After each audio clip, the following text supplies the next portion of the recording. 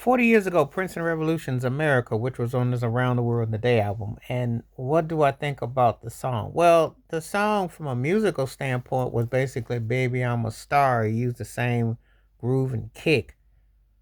But the lyrical content was very strong.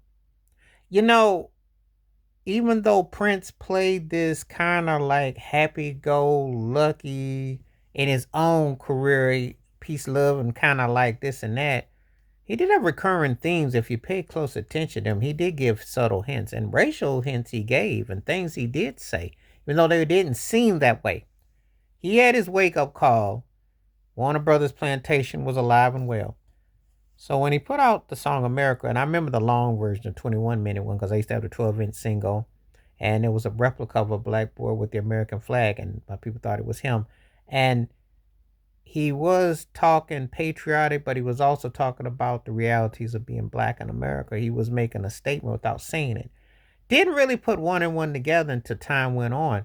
Just like when he had the Revolution, his band, his nod to Gil Scott Heron. He always had messages within messages and context within context. So anyway, when the situation occurred where um, the song came out, he did a live version in France with the Revolution. But when the song came out, the lyrical content was real. 10 years after he put this album out, the Gold album, when he had Slave on his face. So you think about what he was trying to say and the successions of it. People look and saw the credits, produced, arranged, composed, performed, and his mastering, his label, and all that. But he didn't own the stuff. And he also talked about the injustices of what he had to face as a black man, as an artist in America.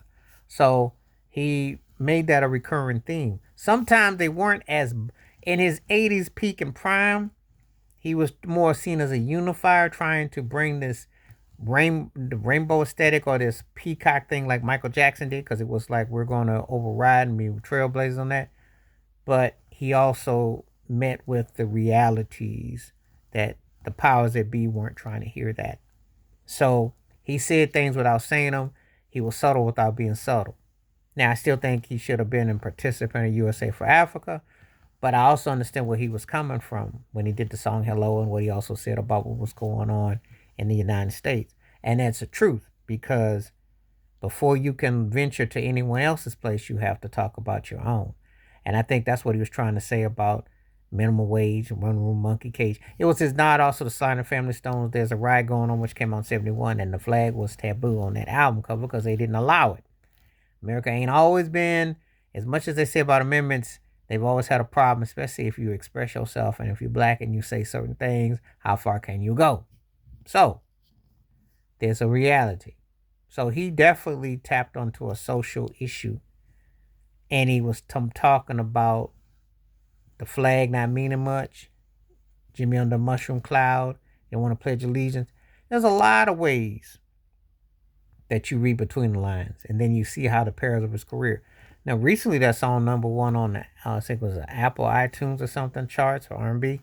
I'm not surprised, not only because it was catchy, but it's the first time it's been allowed on a lot of streaming platforms. Even though I had the 12-inch single back in the day and used to make tapes and all that of it and all that, but the thing is that the social commentary of the song, in light of all the mess with Trump and all the light of what's going on in America and all the stuff that's happening, Prince, though he wasn't considered a deep thinker per se, because most of his songs revolved around, sensual. He did dabble with the sensual and the spiritual, and he did try different things, but his most of his stuff was not seen as like, you wouldn't mistake him as a deep connoisseur of writing about certain things that was speaking on issues until a career evolved, which it did, and then he went deeper as he went older, except that the audience had changed and what have you.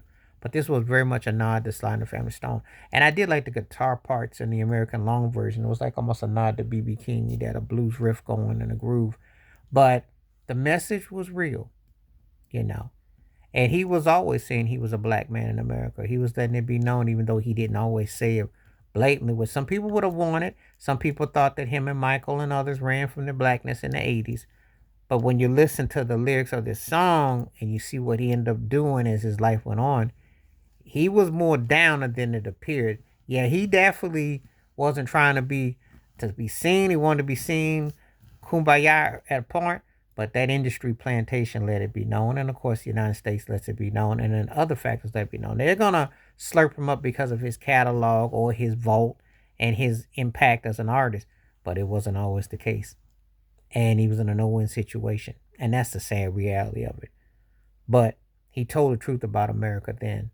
They still racist to the bone, and not much has really changed. And it's amazing when you hear those lyrics 40 years ago and then you think about what it's like today, they're even more relevant with how everything in these streets look and how things are going. So, anyway, Prince of Revolution, America, 40 years ago, and the message then and the now. Please hit like, subscribe, welcome thoughts, comments, and I do respond. Thank you. Wash your hands, keep your mind clear, watch out for another. Share it if you like. Stay safe, stay blessed, stay woke, stay free. I'm out one time. Peace.